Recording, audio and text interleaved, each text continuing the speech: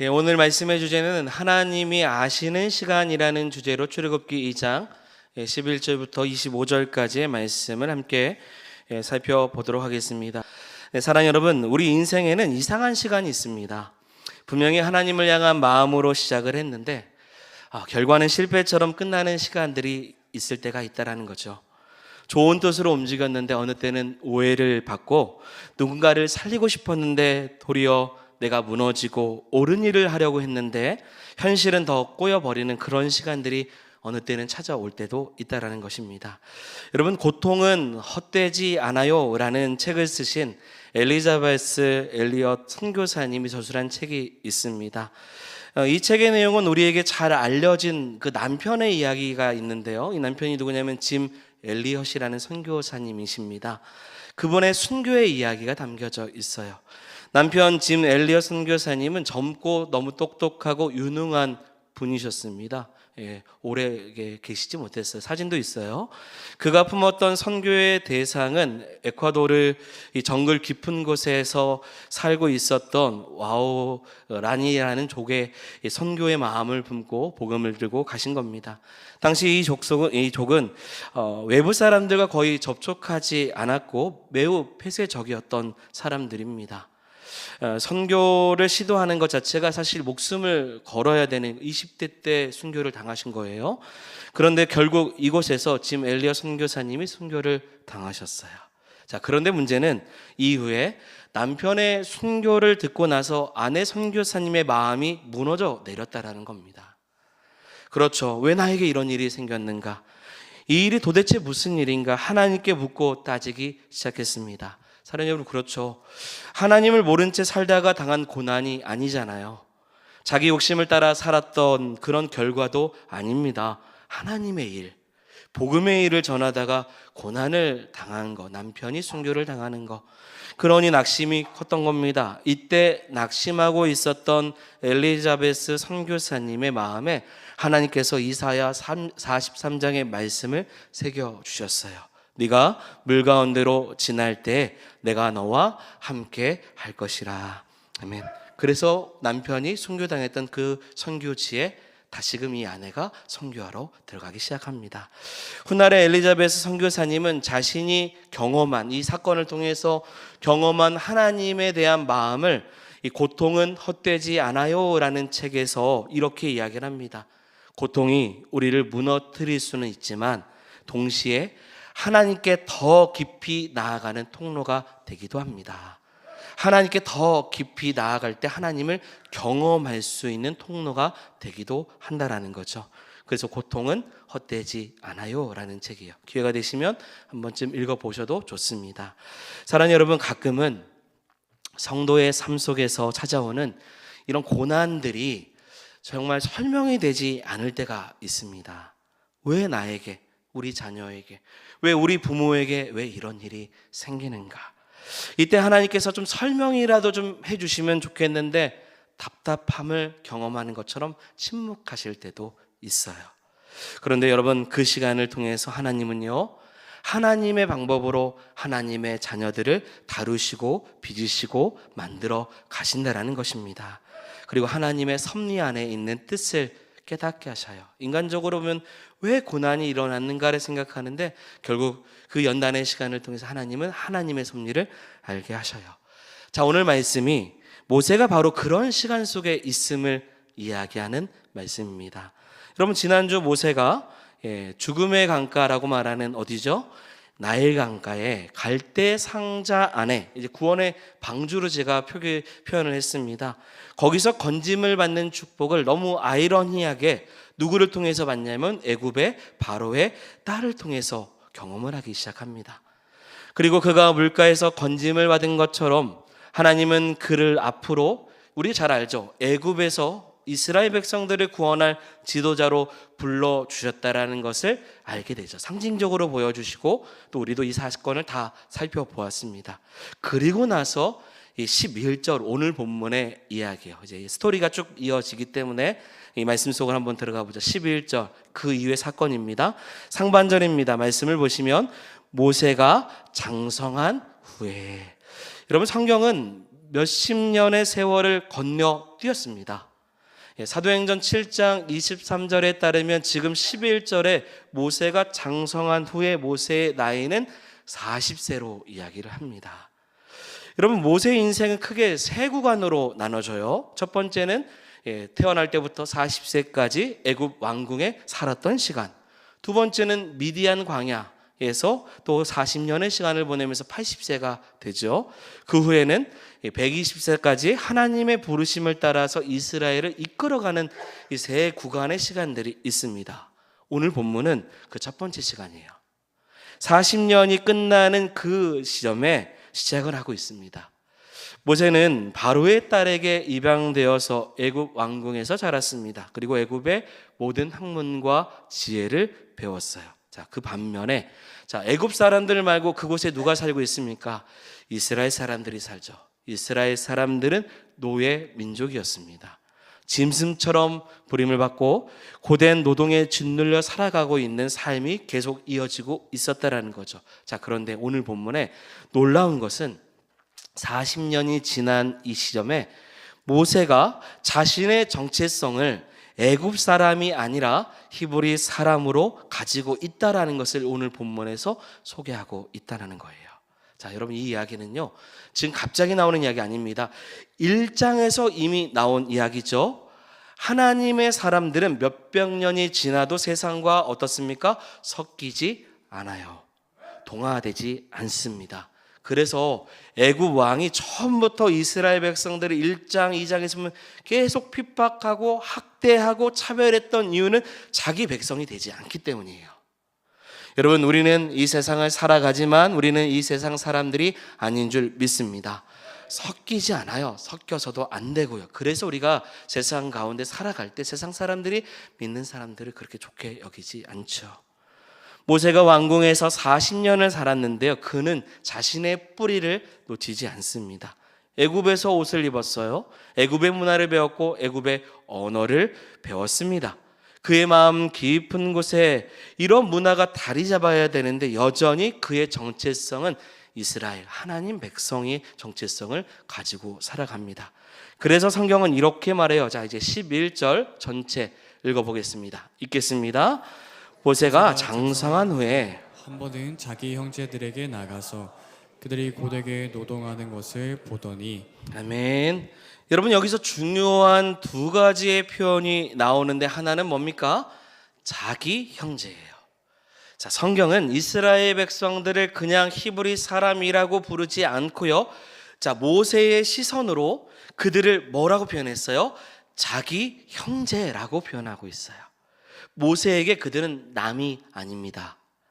애굽 사람이 부리는 노예로 보지 않았어요. 자기 형제로 봤습니다. 자, 모세가 앞으로 아직 하나님 부르심 받지 않았어요. 앞으로 이스라엘을 이끌 지도자의 모습이 사실 여기서부터 나오는 거예요. 모세는 사람을 숫자로 보지 않았습니다. 어떤 그룹으로 보지 않았어요. 그냥 자기의 형제로 같이 본 것입니다. 하나님 백성으로 본 거예요. 그래서 모세는 왕궁의 안에 머물러 있지 않아요. 그래서 아까 다시 말씀 띄워주세요. 또 하나의 중요한 표현이 나오죠. 뭐예요? 보더니. 여러분, 우연히 보는 거 아니에요. 관심을 갖고 보는 겁니다. 마음을 실어서 보는 거예요. 그들의 고통을 자신 안으로 들어오게 하는 거예요. 여러분, 같은 장면을 보아도 다르게 보는 사람들이 있습니다. 어떤 사람은 고통을 보고도 그냥 지나가요. 어떤 사람은 불의를 보고도 자신과 상관없는 것처럼 생각할 수 있어요. 우리 장로님 아까 기도해 주셨는데요, 다른 나라의 전쟁을 위한 거, 이것을 남의 일로 보면 그냥 남의 일이에요. 기도가 안 돼요. 근데 자신의 일로 소화시키는 거죠. 어떤 사람은 사람의 눈물을 보고도 그거 불편하다고 외면합니다. 여러분, 남의 일로 여기면 관심이 없는 거예요. 그러나 모세는 달랐습니다. 자신의 형제들의 고통을 봤어요. 그리고 애굽 사람이 한 히브리 사람을 치는 것을 보고 못 참기 시작을 하는 거예요. 여러분, 자기 자신, 자기 사람의 아픔을 자기 안으로 들이지 못하는 사람은 하나님의 일에 쓰임받는 지도자가 되기는 어렵습니다. 다 자기 일로 여기는 거예요. 물론 모세에게는 아직 부족함이 많죠. 그러나 적어도 그는 보았습니다. 하나님 백성들의 아픔을 하나님의 마음으로 본 거예요. 여러분, 하나님은 완성된 사람만 부르지 않으십니다. 부족해도 하나님의 마음, 그 중심이 있는 사람을 통해서 일하셔요. 여러분, 이와 같은 마음을 가지시기 바랍니다. 요즘 남의 집 앞에 사는 이웃도 서로 모르고 사는 시대죠. 남의 일에 간섭하다가 오히려 피해 본다고 생각합니다. 괜히 얽히기 싫고 피하고 싶고 만나고 싶지 않아서 그래서 멀리 시선을 돌리기도 합니다. 그런데 이런 마음, 하나님 그리스도의 마음 안에서 생각해 봐야 돼요. 그런데 이런 마음이 사실 하나님의 일을 할 때도, 교회 일을 할 때도 마찬가지로 다가와요. 이 성도가 성도를 볼 때, 옆에 있는 성도님들 한번 더 보실까요? 여러분, 서로 볼 때, 또 구역원들끼리, 교회의 모든 일들이 여러분 남의 일, 남이라고 생각하면 전혀 관여하지 않아요. 내 옆에 있는 사람이 무슨 마음이 있는지를 신경 쓰지 않죠. 그런데 그 일이 내 일이라고 생각하면 사랑하는 여러분, 그것은 내 일이 되고요. 그 일이 하나님의 일이라고 믿기 시작하면 내 일이 여러분 하나님의 일이 되는 것입니다. 그래서 최근에 여러분 저는 매일 교회에 있으니까요. 비전센터 공사를 하시는 분들을 좀 보시면서 이게 남의 일이면 못할 짓이라고 생각했어요. 왜 내 일을 멈추고 주의 일을 하는 거, 이것이 남의 일이면 이렇게 할 수 없다, 이겁니다. 비전센터를 위해서 기도하는 것도 마찬가지예요. 더 내 일처럼 생각하고 더 주의 일로 생각하고 이 교회가 내 교회라고 생각하는 사람이 기도하는 거예요. 헌신하는 거예요. 수고하는 거예요. 관심을 갖고 주의 기쁨으로 나아가는 것입니다. 이것이 하나님의 마음을 가진 사람이 갖는 거죠. 이 일을 가질 때 하나님께서 절대 잊지 아니하시고 그렇게 헌신하고 수고하는 이들, 기도하는 이들을 하나님 복 주실 줄 믿습니다. 그러니까 남의 일 생각하지 마시고 기도하십시오. 이거 우리의 일입니다. 하나님의 일인 거예요. 지금 이것이 지도자 모세가 가지고 있는 마음이에요. 그런데 한 사건이 터집니다. 11절, 12절 말씀 띄워주시고 읽겠습니다. 모세가 장성한 후에 어떤 애굽 사람이 한 이브리 사람 곧 자기 형제를 치는 것을 본지라 좌우를 살펴 사람이 없음을 보고 그의 애굽 사람을 쳐 죽여 모래 속에 감추니라. 아멘. 모세가 애굽 사람이 누구예요? 자기 형제를 치는 것을 뭐 했어요? 봤습니다. 그래서 화가 나기 시작했죠. 잘 하시는 말씀이죠. 여러분, 이 사람을 그래서 애굽 사람을 쳐 죽여서 모래 속에 감춰뒀어요. 좌우를 살피고 아무도 못 보겠지 해서 숨긴 거예요. 살인한 거죠. 본문에서 여러분 보십시오. 다시 그대로 놔주세요. 애굽 사람이 히브리 사람을 쳤어요. 그리고 나서 모세가 애굽 사람을 또 어떻게 했습니까? 또 쳐 죽였죠. 여기서 쳤다라는 말이 2번 나오는데 같은 단어예요.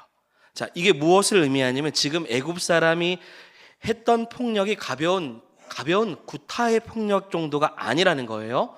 히브리 사람을 위협한 거예요. 생명을 위협할 정도로 심각하게 폭력을 한 겁니다. 그러므로 모세의 행동을 단순히 여러분 이거 혈기나 충동으로만 볼 수 있는 것은 아니에요. 내가 생각하는 형제를 정말 죽이고자 하는 그 애굽 사람의 모습을 보고 어찌 이게 충동적이겠습니까? 그는 억압받는 자신의 형제를 그 생명을 본 거예요. 폭력 앞에서, 불의 앞에서 외면하지 않았습니다. 이게 너무 귀한 마음이죠. 하지만 문제는 여기서 시작하는 거예요. 여러분, 하나님은 그런 방법으로 선택하는 지도자를 원하지 않으셔요. 하나님은 인간적인 방법으로 서는 지도자를 원하는 것이 아닙니다. 애굽 사람이 쳤으니 나도 쳐 죽여도 괜찮다는 인간적인 방법을 통해서 이루는 하나님의 구원 방법을 하나님은 원하지 않으셔요. 그랬으면 예수님이 십자가에 달리실 필요가 없으셨겠죠. 여러분, 하나님의 일은 하나님의 때와 하나님의 방법으로 다가가야 되는 것입니다. 하나님의 일을 한다고 해서 내 방식대로 움직이면 안 되는 거예요. 모세의 행동은 하나님이 원하시는 구원의 방법이 아니었어요. 그러니 다음 날 바로 사건이 터지는 겁니다. 이튿날 히브리 사람들끼리 싸워요. 그것을 보고 이제 같은 민족끼리 자기 형제들끼리 싸우는 거죠. 모세가 이렇게 말합니다. 잘못한 사람에게 말해요. 네가 어찌하여서 같은 동족끼리 싸우냐? 왜 같은 민족끼리 형제끼리 싸우냐라고 모세는 질문을 합니다. 그러나 돌아오는 대답은요, 모세의 기대와 전혀 다릅니다. 14절의 말씀 보면, 자, 같이 읽겠습니다. 누가 너를 우리를 다스리는 자와 재판하는 자로 삼았느냐? 네가 애굽 사람을 죽인 것처럼 나도 죽이려고 하느냐? 누가 너 이렇게 했냐라고 이야기를 하죠. 이 말을 듣고 모세가 말씀 보니까 두려워합니다. 아무도 모를 줄 알았어요. 자신이 애굽 사람을 살인하는 것을 정당하게 생각했어요. 그런데 그걸 두려워 알고 있는 사람이 있어요. 자, 그런데 모세의 마음을 더 찢는 것이 있습니다. 그것은 모세가 그들을 뭘로 생각했어요? 자기 형제로 생각을 했는데 그들은 모세를 형제로 받아들이지 않았다는 거예요.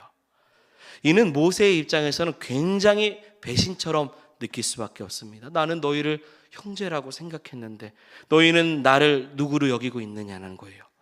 나는 너희를 위해서 모든 것을 걸었는데 왜 너희는 나를 왜 거절을 해? 라는 거죠. 모세가 여기서 혼돈이 오는 거 시작합니다.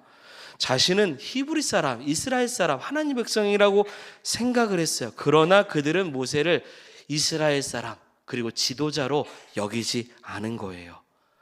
모세는 애굽 왕궁에서 자라는 것이 어찌 보면 자기 민족을 구원하기 위한 하나님의 섭리라고 생각했을지는 모릅니다. 그러나 아직 백성들이 그를 받아들일 준비가 되지 않았어요. 더 중요한 것은 아직 하나님께서 그를 공식적으로 세우시지 않았기 때문이죠. 3장 가면 그 일이 있어요. 하나님 세우시는 부르심의 사건이요. 지금 모세는 사랑하는 여러분, 자신의 손으로 자신의 힘으로 구원을 하기 원하는 행동을 하는 겁니다. 그러나 하나님은 아직 모세를 보내지 않으셨어요. 자기 열심으로 형제를 돌보려고 했어요. 하지만 하나님의 구원은 사람의 열심으로 이루어지는 것이 아닙니다. 자, 그래서 사도행전 7장 25절 띄어졌네요. 같이 읽겠습니다. 그는 그의 형제들이 하나님께서 자기의 손을 통하여 구원해 주실 것을 깨달을 것이라고 생각했으나 그들이 깨닫지 못하였더라. 아멘. 모세는 생각했어요. 하나님이 나를 통해 그들을 구원하실 것이다. 근데 그 생각이 틀린 거는 아니죠. 훗날 하나님은 정말 모세를 통해서 이스라엘을 구원하시기 때문입니다. 그런데 문제가 뭡니까? 방향이 아니라 아직 때가 안 된 거예요. 소명의 문제가 아니에요. 소명 알았어요. 근데 방법이 틀린 거예요. 하나님의 뜻을 붙든 사람도요, 사랑하는 여러분, 하나님의 때와 방법을 기다려야 될 줄 믿습니다.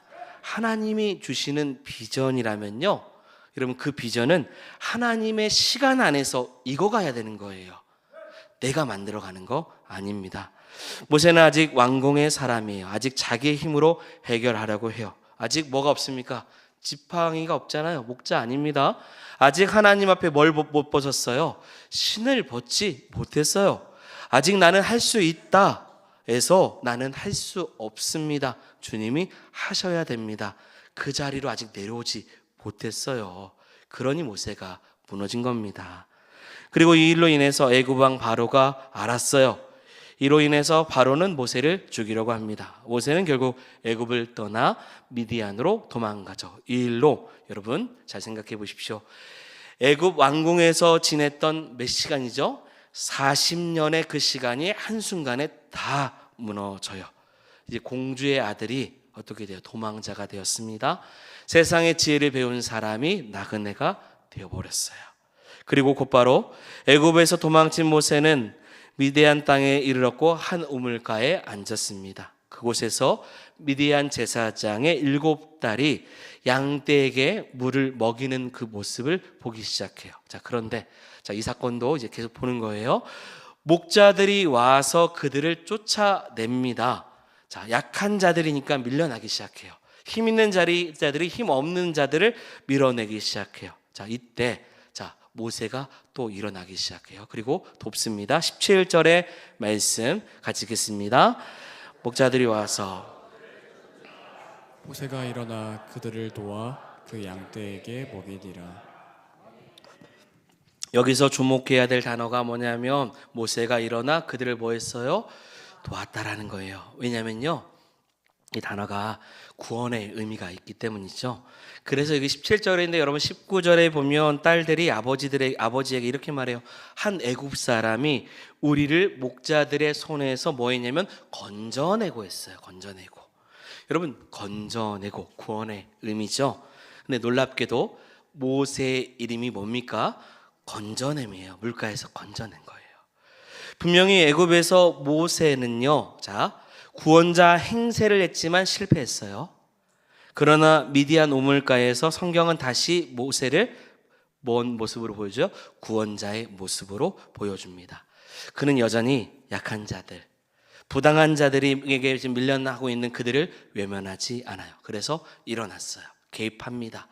여러분, 모세는 애굽에서 무너졌지만 하나님이 그 안에 심어놓은 마음이 있어요. 그래서 다시 일어나게 하십니다. 여전히 불의를 보면 움직이는 마음이 있어요. 이거 가져야 돼요, 여러분. 여러분, 아직 다듬어지진 않았지만 하나님이 사용하실 그 마음이 그 안에 담겨져 있어요. 여러분, 사람들은 우리가 어디서 넘어졌는가를 보죠. 모세가 애굽에서 그 사건에서 넘어졌다고 봅니다. 그러나 하나님은요, 우리가 다시 어디서 일어나는가를 하나님은 보십니다. 어디서 일어났어요? 우물가에서 모세가 다시 일어나는 거예요. 그리고 구원자의 모습을 보여주기 시작합니다. 그리고 나서 참 흥미로운 장면이 나옵니다. 여러분, 루엘의 딸들이 모세를 뭐라고 말합니까? 한 애굽 사람이라고 불러요. 여러분, 모세는 어떤 사람이죠? 히브리 사람이에요. 지금 그냥 출애굽기 나온 대로 히브리 이스라엘 사람이에요. 그러나 그의 겉모습은 어떻다는 거예요? 애굽 사람처럼 본 거죠. 어렸을 때 바로의 딸이 갈대 상자 속에서 모세를 보았을 때 이 아이를 뭐라고 말했냐면 히브리 사람의 아이라고 말을 했어요. 그런데 40년이 지난 지금 미디안의 딸들이 모세를 뭐라고 부른다고요? 애굽 사람이라고 말해요. 40년의 왕궁 생활이 모세의 겉모습을 바꿔놓은 거예요. 그러니까요, 이런 거예요. 사랑하는 여러분, 히브리인으로 태어났지만 애굽 사람처럼 보이는 거고요, 애굽 왕궁에서 자랐지만 애굽에 속하지 못한 사람이고요, 히브리 백성을 형제로 여겼지만 히브리 사람들에게 받아들여지지 못하는 사람이 된 거죠. 그게 바로 누굽니까? 모세라는 거예요. 그는 어디에도 속하지 못한 사람이에요. 모세는 미디안 제사장 르우엘의 집에 머물러 있어요. 그리고 그 집의 딸인 누구와 결혼하냐면 십보라와 결혼을 합니다. 그리고 가정을 이루고 아들을 낳습니다. 자, 이 아들의 이름이 중요합니다. 뭐냐면 게르솜입니다. 자, 22절의 말씀 같이 읽겠습니다.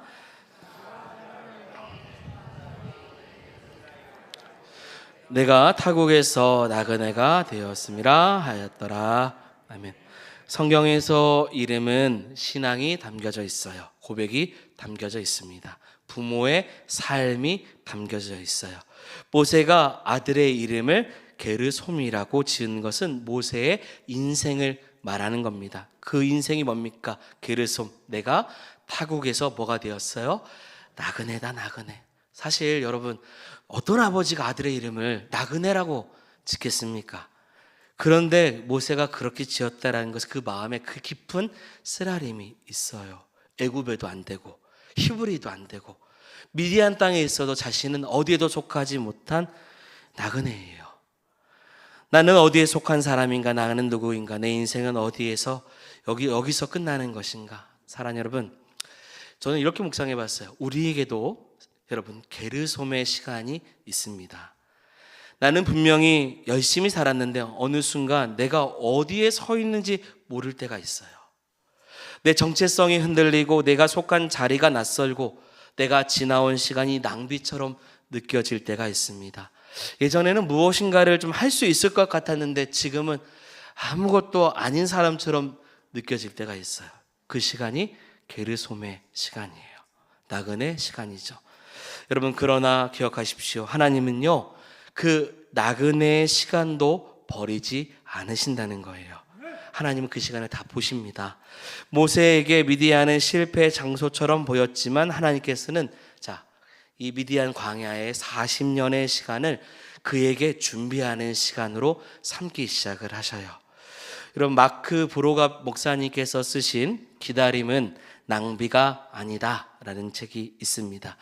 이 책의 핵심은 이겁니다. 사람들이 의미 없다고 생각하는 그 기다림의 시간을 여러분 단순히 공백으로 보지 말라고 말합니다. 보통 사람들은 기다림을 아무 일도 일어나지 않는 시간으로 생각을 해요. 그래서 그 시간 못 견딥니다. 그래요. 여러분, 많이 못 견뎌요. 아주 짧은 그 시간을 못 견뎌서 많은 사람들이 그 시간을 채우려고 하죠. 그거 좋은 거 아니라고 다 이야기를 해요. 그거는 인간적으로도 좋지 않고 모든 삶 속에서 좋지 않습니다. 왜냐하면 그 시간이 공백의 시간들을 다 빼앗기 때문이죠. 그러나 믿음의 눈으로 보면요, 여러분, 기다림은요, 하나님이 일하지 않는 시간이 아니라 하나님이 우리 안에서 일하시는 시간인 거예요. 그래서 모세의 미디안의 40년도 그렇습니다. 그리고 나서 나이가 몇 세가 돼요? 80세까지가 되죠. 그 다음 3장으로 넘어가게 되는데요, 사람의 눈에는 지금 2장에 나오는 모세의 이 애굽 40년, 미디안의 40년은 멈춘 시간입니다. 왕궁에서 배운 모든 것이 사라지는 시간처럼 미디안 시간을 보내요. 자기 민족을 구원하고 싶었던 열정이 꺾여지는 것으로 보입니다. 그러나 하나님은 그 시간을 낭비하지 않게 만들어 주셔요. 하나님은 모세를 광야에서 낮추십니다. 기다리게 하셔요. 자기의 힘으로 사람을 구원하려고 했던 그 사람을 여러분, 하나님의 능력만을 의지하는 종으로 빚어 가시기 시작하신다는 거죠. 그러므로 사랑하는 여러분, 성도의 기다림은 버려진 시간이 아닙니다. 하나님 앞에서 빈 시간이 아니라 차오르는 시간이에요. 우리는 낭비의 시간, 텅 빈 시간, 이렇게 예배를 드리고 하나님을 찾는 시간들을 그렇게 여길 수 있는 세상의 사람들 앞에서 하나님은 이 시간을 하나님 안에 채우는 시간으로 만들어 주신다는 거죠. 그래서 미디안 광야의 40년은 자기의 힘이 얼마나 무력했는지를 배우는 시간, 기다림을 배우는 시간, 침묵을 배우는 시간, 그리고 나중에 3장에서 하나님 앞에 뭘 벗어요? 신을 벗게 하시는 그 과정의 시간들을 갖게 하셔요.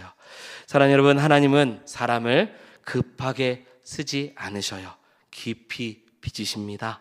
하나님은 모세를 꺾으신 거 아니에요. 모세 안에 있는 자신의 힘을 꺾으시는 거예요. 하나님의 방법으로 모세를 다시금 태어나게 하시는 것입니다. 여러분, 하나님 앞에 드려지는 이 시간 너무 바빠서 이 자리까지 나오지 못하고 하나님 앞에 드리지 못하는 학생들, 그리고 모든 또 어찌 보면 믿음이 연약할 수 있는 성도들, 여러분, 이 시간을 자기의 힘으로 아무리 때워도 하나님께 드릴 때 더 하나님 채우시는 은혜가 있습니다. 자신의 힘을 꺾을 때 하나님의 일하심을 믿으면 하나님이 더욱더 복되게 하시는 귀한 축복을 주셔요. 이 역사가 있기를 바랍니다. 그러면서 이제 하나님이 이 시간 다시금 모세를 꺾으시고 하나님이 직접 등장을 하십니다. 말씀 보죠. 우리 23절. 이제 개인의 이야기가 아니라 하나님께서 이스라엘 백성 전체 이야기로 시선을 돌리시면서 이렇게 말씀하십니다. 읽겠습니다. 여러 후에 애굽 왕은 죽었고 이스라엘 자손은 고된 노동으로 말미암아 탄식하며 부르짖으니 그 고된 고동으로 말미암아 부르짖는 소리가 하나님께 상달된지라. 하나님이 그들의 고통 소리를 들으시고 하나님이 아브라함과 이삭과 야곱에게 세운 그의 언약을 기억하사. 그 다음까지 같이 읽겠습니다. 25절도 띄워주세요. 하나님이 이스라엘 자손을 돌보셨고 하나님이 그들을 기억하셨더라. 아멘. 여러 해가 지났습니다. 모세는 미디안에서 나그네로 살았어요. 애굽 왕은 죽었습니다. 그러나 이스라엘 백성들의 형편은 달라지지 않았어요. 그들의 고통을 계속 이어졌습니다. 탄식하고 부르짖죠. 여러분, 탄식과 부르짖음은 영혼의 외침이에요. 여러분, 이 탄식은 정리되지 않은 기도와 같을 겁니다. 어떤 신학적으로 잘 다듬어진 고백도 아닐 거예요. 그저 아파서 외치는 거예요. 힘들어서 견딜 수 없어서 탄식하는 거예요. 그런데 성경은 말합니다. 그 소리가 누구에게 상달됐냐면 하나님께 상달되었다라는 거예요. 땅에서 터진 탄식이 하늘에 상달되었어요. 세상은 노예들의 신음이라고 말하지만 하나님은 그 신음을 기도로 받으신 겁니다. 결국 하나님 귀에 닿았어요. 사랑하는 여러분, 하나님은 우리의 기도를 들으십니다. 하나님은 한 귀로 들으시고 한 귀로 흘리시는 분 아니에요. 자기의 백성의 작은 신음도 놓치지 아니하시는 분이십니다. 그리고 하나님은 기도만 들으신 것이 아닙니다. 아까 24절, 25절이죠. 그들의 고통의 소리를 들으시고 기억하시고, 다시 띄워주세요. 24절, 25절. 하나님께서 돌보시고 그들을 다시금 기억하여 주셨습니다. 여러분 24절, 25절 보시면요, 반복되는 단어가 하나 있어요. 그게 뭐냐면 하나님이 말씀을 보면 하나님이 들으셨어요. 하나님이 기억하셨어요. 하나님이 돌보시고 하나님이 다 하셨어요. 본문마다 여러분 이 동사마다 하나님이 주어로 반복되는 거 일반적으로 한 번만 말해도 되거든요, 문장적으로. 그런데 이렇게 성경은 말하지 않아요. 이렇게 하나님이라고 계속 반복하는 이유는 딱 하나입니다. 이제 하나님께서 작정하시고 움직이신다는 거예요. 지금 모세가 움직였어, 지금까지. 근데 실패했잖아요. 이스라엘이 부르짖었어요. 그러나 아무것도 안 바뀌었습니다. 바로가 죽었어요. 그러나 고통은 계속 이어집니다. 그런데 이제 누가요? 하나님이요. 직접 그 일을 간섭하시고 구원하시는 거예요. 이것이 은혜입니다. 하나님께서 직접 나서시면 그 누구도 못 막습니다. 구속사적으로 보면 하나님이 직접 행하셨죠. 그리스도가 오셨어요. 우리를 구원하셨어요. 직접 하셨습니다. 창세기를 넘어서 출애굽기까지 시작하면서 한순간도 하나님은 하나님 백성을 잊지 않으셨어요. 언약의 하나님이시죠. 그 언약의 하나님께서 돌보셨습니다. 돌보셨다는 거, 눈여겨보셨다는 거예요. 그리고 마지막 성경은 말합니다. 그들을 아셨다라고 해요. 여러분 오늘 설교 제목이 그거예요. 그거 다 아셔요. 이 표현이 얼마나 깊습니까? 주님 무엇을 아셨을까요? 본문에서 이 목적어를 더 길게 설명 안 했어요. 그냥 말합니다. 하나님이 아셨다고요. 그들의 고통 아셨다고요. 눈물 아셨고 신음 아셨다고요. 어디도 속하지 못하고 나그네와 같이 살아가는 하나님 백성들의 삶을 아셨다는 거예요. 하나님은 모세도 아셨어요. 미디안 광야에서 나그네처럼 살아가는 모세의 한숨도, 쓰라린 그 마음도, 아들의 이름을 게르솜이라고 지을 만큼의 인생이 쓰임받지 못하는 것처럼 느껴지는 그 낭비의 시간도 주님은 다 아셨습니다. 사랑하는 여러분, 말하지 않아도 하나님은 다 아셔요. 우리 마음속에 전부를 다 아십니다. 바라보셔요. 여러분의 삶이 지금 미디안처럼 느껴집니까? 게르솜처럼 내가 뭘 하며 사는지 모르고 있습니까? 원래 있어야 될 자리에 밀려난 것처럼 내가 지나온 시간이 낭비처럼 여러분 느껴집니까? 좋은 마음으로 시작했는데 하나님께 영광 올려드리려고 살았는데 혹시 상처만 남는 시간들이 있었습니까? 누군가를 위해서 움직였지만 오히려 오해받고 거절받은 적이 있습니까? 사랑하는 여러분, 이 말씀을 기억하십시오. 하나님은 다 아십니다. 우리가 살아온 시간을 하나님 아셔요. 사람의 눈으로는 다 흘려보낸 낭비의 시간처럼 보이나? 여러분 이거 사도행전에서 어떻게 해석하냐면 낭비가 아니라 비어있는 것이 아니라 참회라고 했어요. 참회. 하나님의 시간으로 하나님이 이 시간을 다 차게 하셨어요. 비워지지 않게 하시고 하나님의 때에 익어가게 하셔서 3장에 넘어가서 하나님께서 하나님 백성을 인도해 주십니다. 여러분 그러므로 조급하지 마십시오. 내 힘으로 하나님의 일을 앞당기지 마십시오. 하나님은 아십니다. 기억하셔요. 돌보시고 하나님 때가 되면 반드시 하나님의 방법으로 다시금 일어세워 주시고 깨닫게 하여 주실 것입니다. 각자마다 하나님께서 그렇게 아시는 인생을 살아가도록 하나님께 우리의 모든 인생을 맡기며 말씀을 통해서 더욱 주님께 가까이 나아가는 저와 여러분들이 되기를 주의 이름으로 축원드립니다. 우리 함께 찬양하겠습니다. 예전에 많이 불렀던 찬양인데 혹시 모를 수도 있습니다. 내 마음속 전부를 주님 아십니다. 내 마음속 전부를 다 아시는 주님, 나 당신께 숨기고 하나 없네. 주 보좌 앞에 나아가 다 하루니 모든 근심과 슬픔 사라진. 한 번 더 고백하겠습니다. 내 마음속 전부를, 내 마음속 전부를 아시는 주님, 나 당신께 숨길 것 하나 없네. 주고자 다르니 모든 근심과 슬픔 사라지네. 주 내 맘에 늘 계시고, 주 내 맘에 늘 계시고, 나 주 안에 늘 거하니 이 놀라운 사랑, 그 사랑 난 나아가 목소리 높여 찬양 드리네. 내가 어디에 있든, 내가 어디에 있든 주 함께 하시니, 내가 서 있는 이곳 바로 천국. 주 앞에 나아가 나 절하니 주의 은혜와 사랑 넘쳐나네. 주 내 맘에 늘 계시고, 주 내 맘에 늘 계시고, 늘 거하니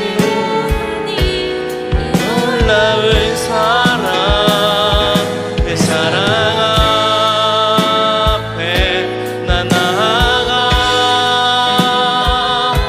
목소리 높여 찬양 주 내 맘에 늘 계시고, 주 내 맘에 늘 계시고, 나 주 안에 늘 거하니 이 놀라운 사랑, 그 사랑아 난 나아가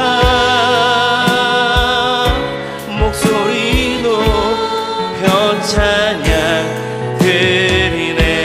그네 보좌 앞에, 그네 보좌 앞에